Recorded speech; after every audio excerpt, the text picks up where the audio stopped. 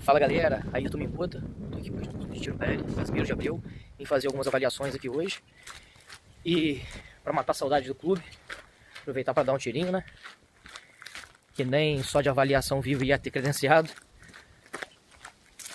Vou mostrar para vocês aqui um revólver que eu sempre usei para competir, né? Um 889 de 6 polegadas, excelente arma. Utilizei essa muniçãozinha aqui e atirei a 125 metros de distância naquele plate lá, naquela chapa de ferro. Daqui de cima. 125 metros. Com uma mão só. Vocês vão ver o resultado aí. Vou postar o vídeo junto. Vou mirar lá. Lá no ferrinho. E vai ser de revólver.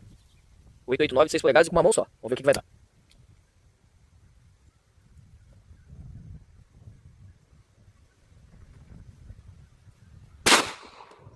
Passou por baixo.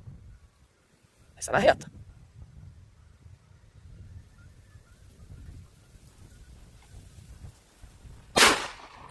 Ei, pegou! Eita!